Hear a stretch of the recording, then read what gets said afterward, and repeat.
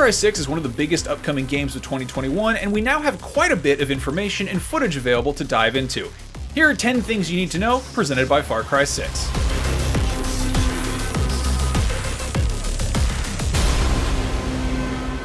With Far Cry 6, Ubisoft is aiming for an HBO-level narrative, which is to say the game is aiming to tell a story on par with what we're getting from prestige television right now.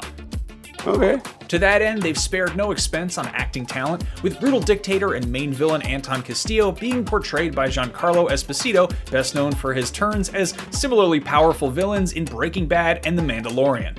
His 13-year-old son Diego is played by Anthony Gonzalez, whom Pixar fans will remember as Miguel, the lead in Pixar's Coco. The game's intro sequence, which you're seeing right now, is made by Patrick Clare and the team at Antibody, who made the intro sequences for Westworld, The Man in a High Castle, Netflix's Daredevil, and True Detective. The slick production values are definitely beyond anything the Far Cry series has done previously.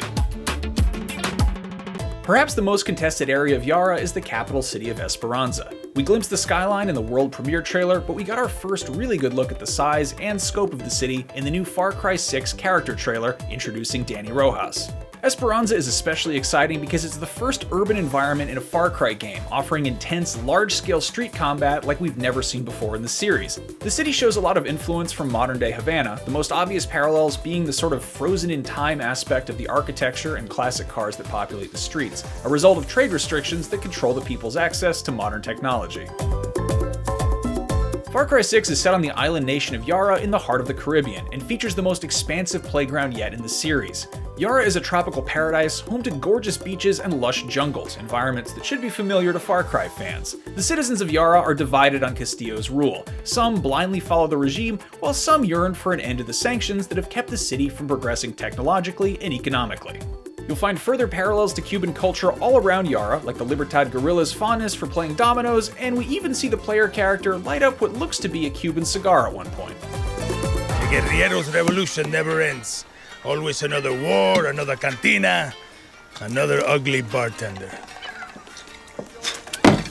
You play as Dani Rojas, a local Yaran dedicating to overthrowing Castillo's tyrannical reign. The disillusioned Dani drops out of the military and joins up with Libertad, a revolutionary group conducting guerrilla operations to strike against the regime using everything from propaganda to sabotage to open combat.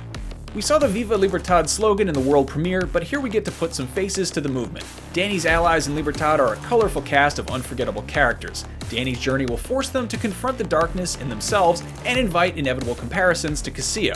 It'll be a struggle for Dani to take revenge on Castillo without becoming what they hate.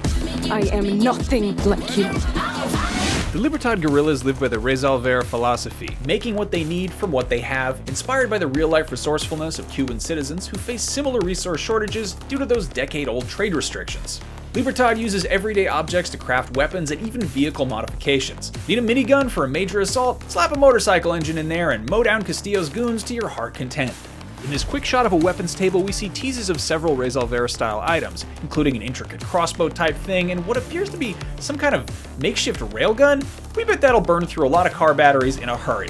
This is all, of course, speculation based on the footage from the new Far Cry 6 gameplay deep dive trailer, Rules of the Guerrilla. We suggest you check it out yourself to see if you can catch something we missed. Dani can also use special customized demolition backpacks that have various capabilities, including flamethrowers, jetpacks, and homing missile launchers. Juan, the master of backpacks, will customize them for you with the goal of making Dani a one-man army. Considering the focus on DIY weapon construction, we have to wonder about other backpacks that may be available in the game. Perhaps Juan can whip up a full-on mortar launcher backpack that can suppress enemy armor, or one that has multiple miniguns strapped to it for a literal one-person army effect. We'd also like to see a backpack that helps in traversal, like one that can create custom zip lines and climb them to get you up on buildings or cliffs quickly. Similarly, the gorgeous vintage cars of Yara can be customized heavily with both cosmetic and functional add-ons to be sure you'll always have a ride ready for any situation. Car customizing also adheres to the resolver concept, with the sources of many of the enhancements being plain to see. The turret on this car is protected by part of a scavenged metal barrel, for instance. The battering ram is scrap metal bolted to the front of the car, but as Libertad would no doubt agree, it doesn't have to be pretty to be effective. And what would a homemade combat vehicle be without a rocket boost for speed? Perhaps the most important thing you need to know, one of the improvised resolver weapons in Far Cry 6 is a CD launcher that can play Macarena. How you get around Yara is up to you. Older players can take the paved main roads, hiding in plain sight. Dani will have the gift of gab to talk their way out of tight spots at checkpoints. Christmas trees? Do you even grow those here? Mexicans pay crazy money for this.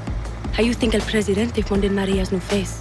Castillo's forces are deadly, but they can be fooled. If you prefer to keep out of view, there's a whole network of undercover pathways and trails used by the rebels in the Revolution of '67 that Dani can take advantage of for a more indirect travel solution.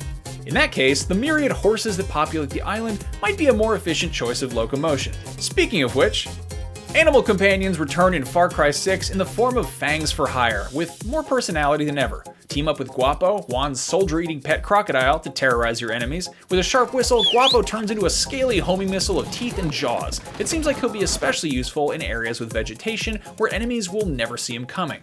Place him between you and danger and have him intercept enemies as they charge foolishly into tall grass. There's also the irresistibly adorable Chorizo, who can give you health back when you pet him. If you look closely, his cart is full of stuff like tape, ammo, magazines, and weapon parts, so it seems likely he'll be able to resupply Dani in a number of ways. While we don't expect Chorizo to be a frontline fighter like Guapo, it seems like he might be useful for distracting guards. He can use his charm to keep their attention on him, and will be sneaking past undetected. There are several other fangs for hire in the game, of course. We got a glimpse of one in the Ultimate Edition Steelbook, a colorful rooster whom we speculate may have formidable melee combat skills honed in fighting pits. The Ultimate Edition also includes a White Panther companion named Champagne, so clearly there is a wide variety to choose from. Finally, you should know when you can play it. Far Cry 6 is set for release on October 7th, 2021, and for more on Far Cry 6, check out IGN.com. Play it on the all-new Xbox.